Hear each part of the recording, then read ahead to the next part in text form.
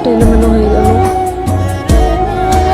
আমি যদি এরকম একটা সিদ্ধান্ত না দিতাম, তোমাকে যদি ওই দিন আমি তোমাকে না বলতাম এটা, আজকে তোমার এই সিচুয়েশনটা দেখতে হতো না। সরি।